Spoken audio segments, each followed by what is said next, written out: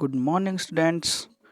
आज ट्रांसपोर्टेशन की क्लास में एयरपोर्ट इंजीनियरिंग का टॉपिक चलेगा। देखिए, एयरपोर्ट इंजीनियरिंग हमारे ट्रांसपोर्टेशन का एक पार्ट है। जैसे ट्रांसपोर्टेशन इंजीनियरिंग में एक हाईवे इंजीनियरिंग आता है, वैसे ही एयरपोर्ट इंजीनियरिंग आता है, ब्रिज इंजीनियरिंग आता है और उसके बाद वाटर इंजीनियरिंग आता है। तो हमारे सिलेबस में यहाँ पे एयरपोर्ट इंजीनियरिंग है, जिसके बारे में हम लोग आज स्टडी करेंगे।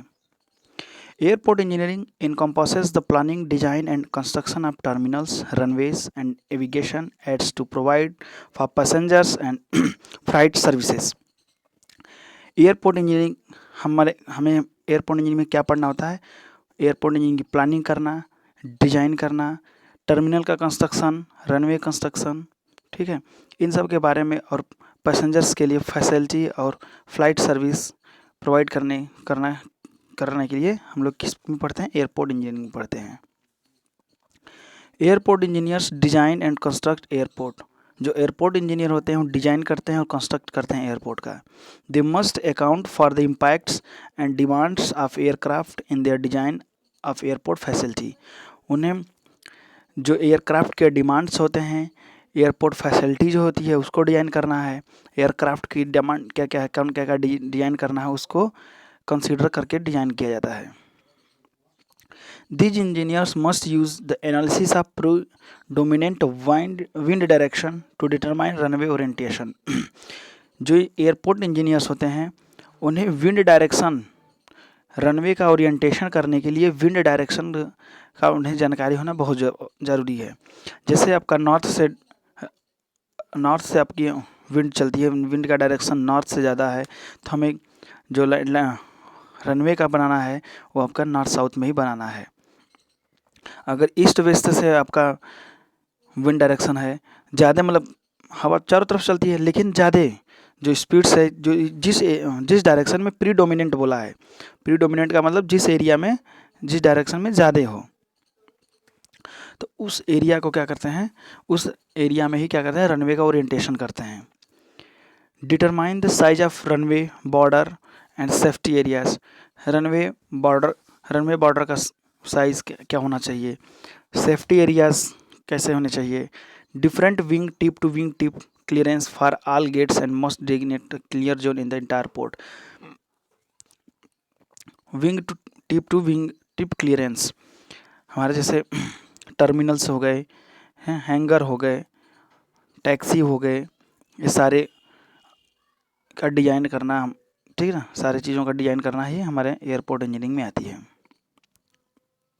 देखिए, व्हाट इज़ एन एयरपोर्ट। अब एयरपोर्ट क्या होता है इसके बारे में देखिए। An airport is a facility where passengers connect from ground transport to air transport.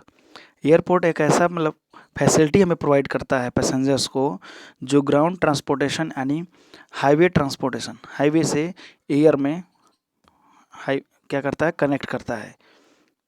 It is a location where aircraft such as airplanes, helicopters take off and land.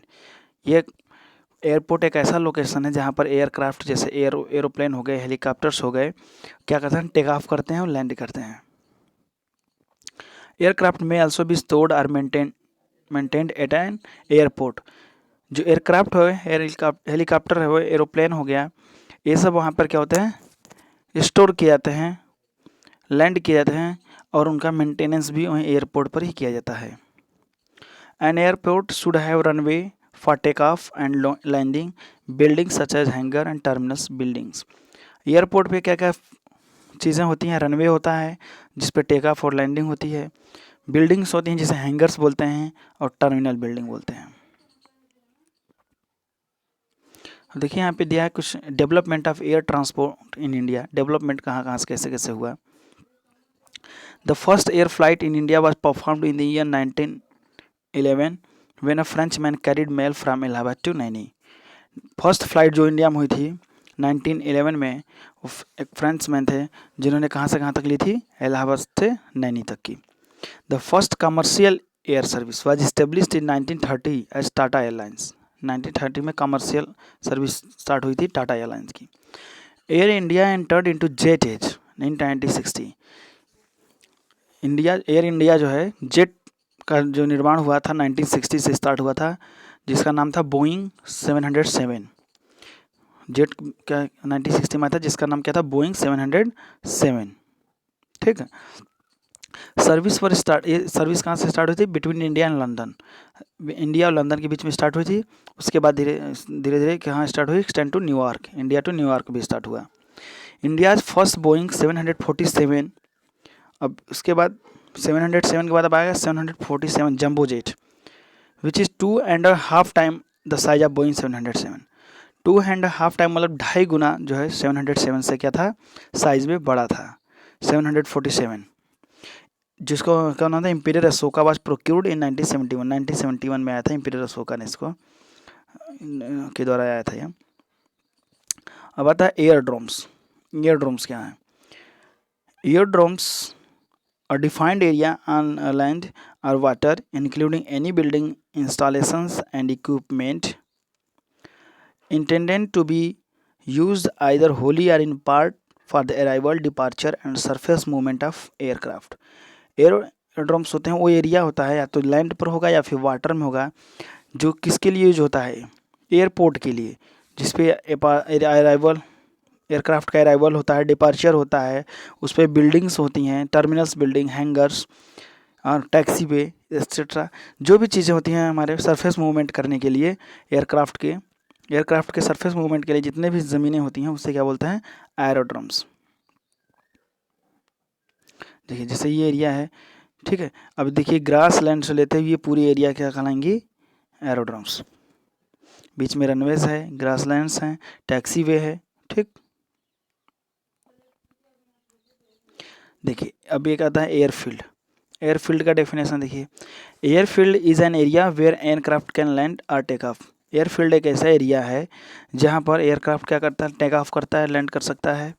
Which may और may not be equipped with any navigational aids. चाहे वहाँ पर navigational ads का मतलब जो direction देने के लिए लाइटें लगी होती हैं, फ्लैग्स लगे होते हैं, वो हो या ना हो, लेकिन अगर वहाँ पे टेक ऑफ और लैंड हो रहा है तो उसे क्या बोलते हैं, एयरफील्ड्स। मार्किंग हो ना हो, many grasses strips are also designated at airfield. तो ये हमारे पास जैसे जहाँ पर हमारा एयरक्राफ्ट लैंड हो रहा है, टेक ऑफ हो रहा है, उसे हम लोग एयरफील्ड कहते हैं। चाहे वो वेल प्लान्ड हो, चाहे डिज़ाइन हो, या नेविगेशनल एड्स मार्क हो या ना हो, दोनों हो, ठीक, उसे हम लोग क्या बोलेंगे, एयरफील्ड।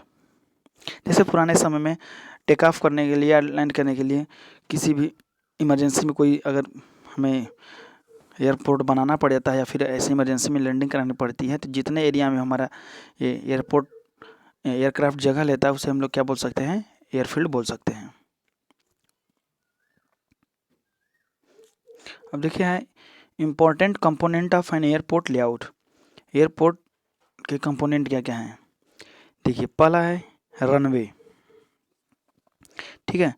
अब रनवे में देखिए, रनवे किस लिए होता है, टेक ऑफ और लैंड करने के लिए। टर्मिनल बिल्डिंग, जहाँ पे पैसेंजर्स बोर्डिंग करते हैं और अपना चेकआउट कराते हैं लगेज का, और अपने टिकट का चेकिंग किए जाते हैं या चेकआउट किए जाते हैं, वो टर्मिनल बिल्डिंग्स कहलाती हैं। नेक्स्ट है एप्रॉन। एप्रॉन एक मतलब वो है जहाँ पर प्लेन को क्या कहते हैं, पार्क करते हैं, प्लेन को पार्किंग एरिया बोलती है, एप्रॉन होता है। नेक्स्ट आता है टैक्सी वे। टैक्सी वे क्या है,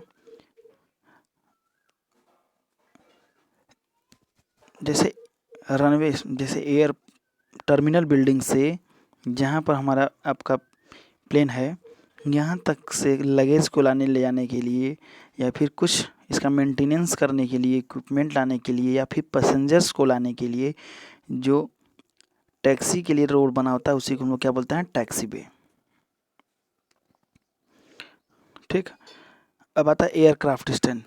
एक तरह से एप्रॉन ही है, लेकिन एयरक्राफ्ट स्टैंड क्या है, जहाँ पर थोड़े समय के लिए एयरक्राफ्ट को रखा जाता है, उसे हम लोग बोलते हैं एयरक्राफ्ट स्टैंड। हालांकि ये एप्रॉन का ही एक पार्ट है। अब आता है हैंगर। हैंगर एप्रॉन का ही एक पार्ट ये भी है, लेकिन ये क्या है, यहाँ पर ये मेंटेनेंस करने के लिए, हैंगर में क्या करता है, एयरक्राफ्ट मेंटेनेंस करने के लिए जाते हैं। ठीक है। कंट्रोल टावर, कंट्रोल टावर में आपके जो इंफॉर्मेशन पायलट को टर्मिनल बिल्डिंग से या एयरपोर्ट से भेजी जाती हैं या रिसीव की जाती हैं उसे बोलते हैं कंट्रोल टावर।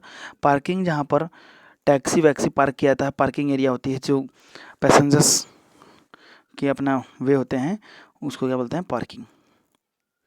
अब देखिए इसको हम डिटेल में थोड़ा समझाते हैं यहाँ से।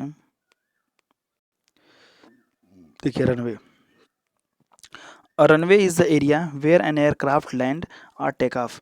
It can be grass or packed dirt or hard surface such as asphalt or concrete.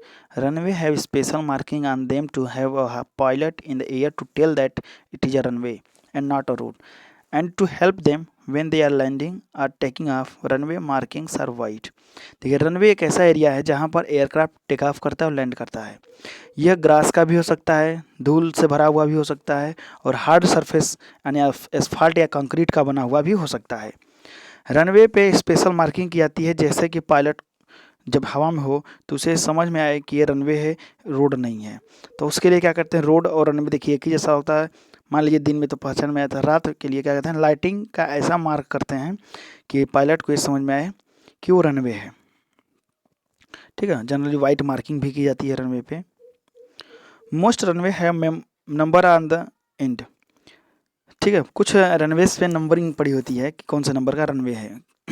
The numbers is the runways compass direction, और नंबर जो होते हैं कंपास डायरेक्शन को भी शो करते हैं। जैसे रनवे नंबर 36, अब 36 पड़ा हुआ तो इसका मतलब क्या हुआ, नॉर्थ, पॉइंटिंग नॉर्थ और 360 degree. Some airport have more than one runway going in the same direction.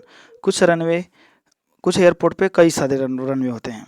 जैसे वहाँ पे ट्रैफिक डेंसिटी ज़्यादा है तो वहाँ पे कई एयरपोर्ट हैं, अरे एयरपोर्ट पे कई सारे रनवे होंगे, तो रनवे पे नंबरिंग कर जाती है राइट, लेफ्ट, सेंटर। तो आर लिख दिया जाता है राइट के लिए, सी सेंटर के लिए और एल लेफ्ट के लिए। ओके। देखिए यहाँ पे, देखिए जैसे आपका यहाँ पे ये चीज़ें जो हैं ये क्या कहलाएंगी, एप्रॉन। ठीक, ये क्या है, रनवे। ठीक है। ये दोनों क्या कहलाएंगे, टर्मिनल बिल्डिंग। ये क्या है, कंट्रोल टावर। ठीक है। ये भी आपका क्या है, ये वाला है, सुनिए ये वाला जो है इसे हम लोग बोलेंगे क्या, जहाँ पे इसको बोलते हैं वो एयरक्राफ्ट स्टैंड। एयरक्राफ्ट स्टैंड जैसे 2 घंटे तक इसको रेस्ट करना है, 2 घंटे बाद इसकी फिर से लैंडिंग है, तो इसको एप्रॉन में नहीं ले जाएंगे, इसको कहाँ रनवे पे स्टैंड करते हैं, जहाँ पे उसे बोलते हैं हम लोग एयरक्राफ्ट स्टैंड। अगर जैसे फ्लाइट अब जो है 2-3 दिन बाद या 1 दिन के बाद होनी है तो उसको कहाँ ले जाएंगे, एप्रॉन में।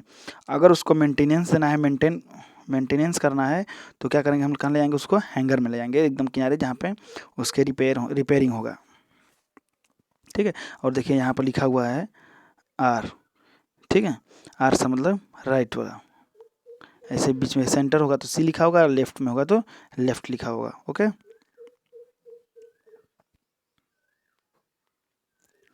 अब जैसे आता taxiway. A taxiway is the path on an airport connecting runway with ramp, hangars, terminals and other facilities. Taxiway क्या होता है, पाथ होता है जो एयरपोर्ट को कनेक्ट करता है रनवे से। ठीक है। रनवे से एयरपोर्ट यानी टर्मिनल बिल्डिंग तक, रैंप तक, हैंगर्स यानी जहाँ पर हमारे पे मेंटेनेंस किया जाता है, टर्मिनल्स तक और अदर फैसिलिटी। मतलब टैक्सीवे के द्वारा ही क्या करते हैं हम लोग, जो रनवे होता है वहाँ से कनेक्टिंग होता है। They mostly have hard surface such as asphalt और कंक्रीट और एसफाल्ट का बना होता है जनरली, लेकिन ये आपका कुछ स्मॉलर एयरपोर्ट होते हैं जहाँ पर ग्रेवल और घास का भी बना होता है। Apron, aircraft aprons are the areas where the aircraft park. Aprons are also sometimes called ramp.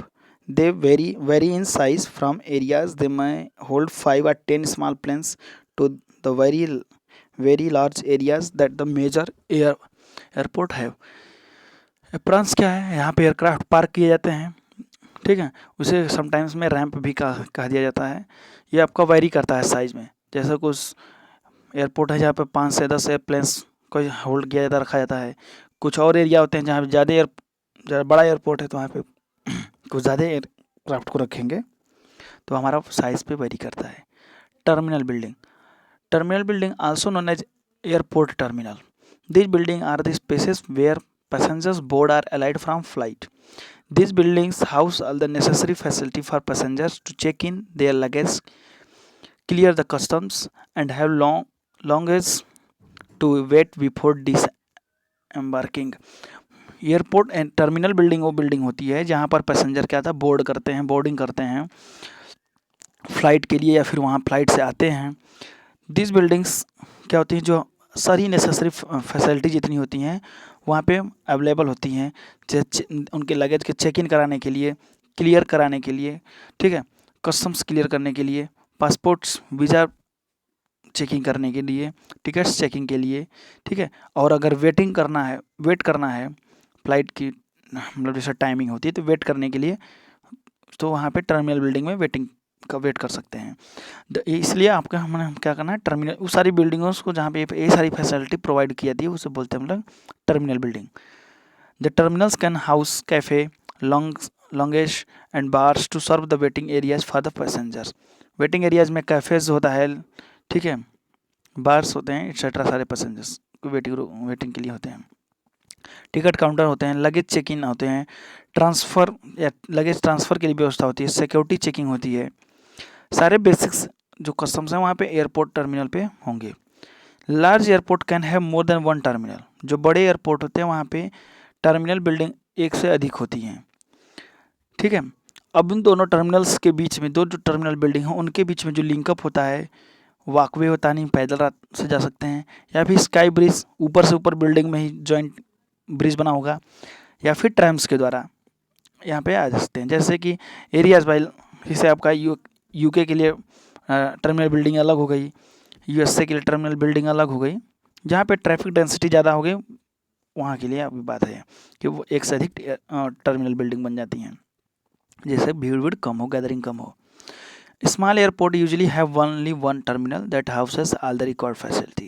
जो छोटे एयरपोर्ट होते हैं वहाँ पे केवल एक ही टर्मिनल बिल्डिंग्स होती हैं, हाउसेस होते हैं जो सारी फैसिलिटी को कंप्लीट करते हैं। अब एक टॉपिक इसमें है,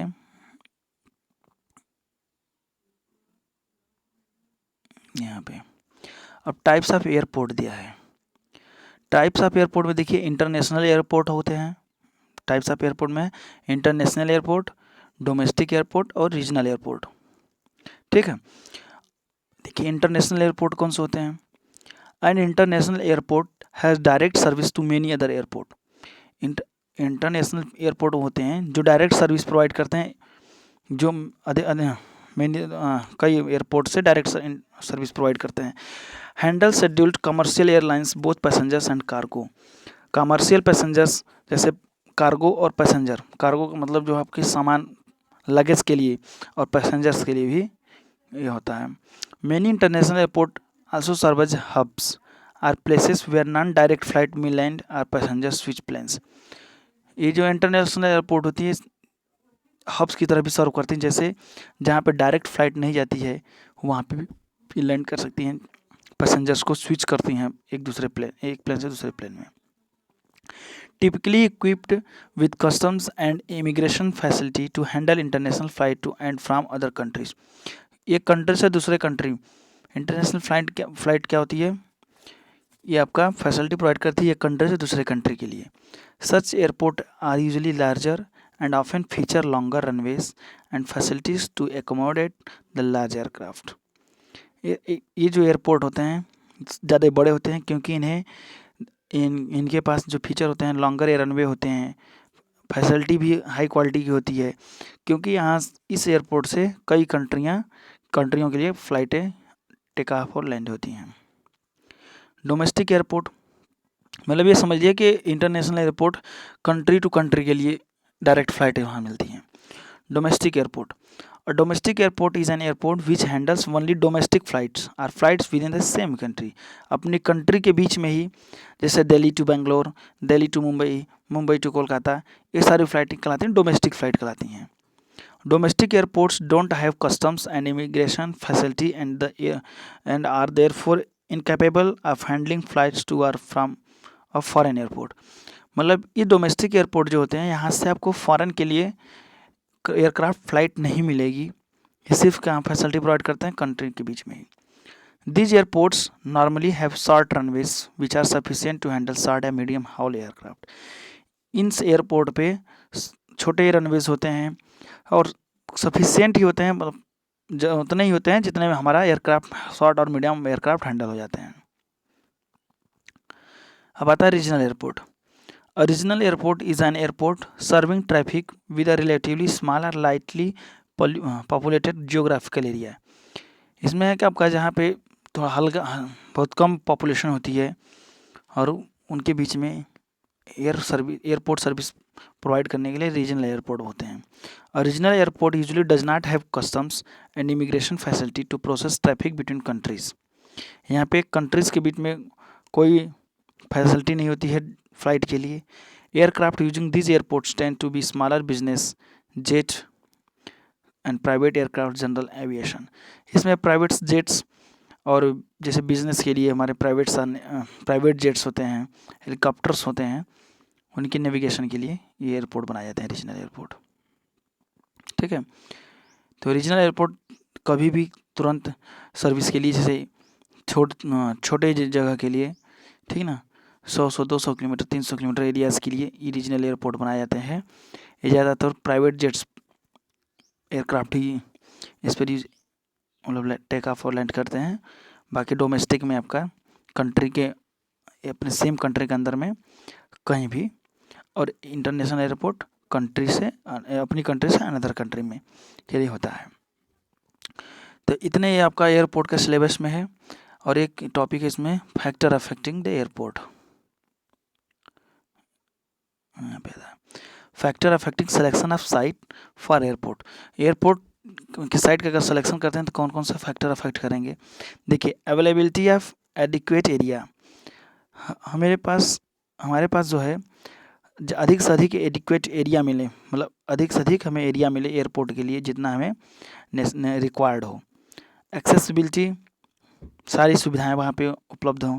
टोपोग्राफी, सॉइल कंडीशन, ड्रेनेज, ठीक है, सॉइल कंडीशन सही हो, टोपोग्राफी यानी सरफेस सही हो वहाँ का, ड्रेनेज पानी का व्यवस्था निकास सही से हो। Availability of construction material, construction जहाँ पे हमारा ये बन रहा है एयरपोर्ट का मटेरियल का जो कंस्ट्रक्शन मटेरियल इजीली अवेलेबल हो जाए। कॉस्ट ऑफ डेवलपमेंट कॉस्ट भी कम आए। मेंटेनेंस कॉस्ट भी उसको हम लोग कंसिडर करके चलेंगे।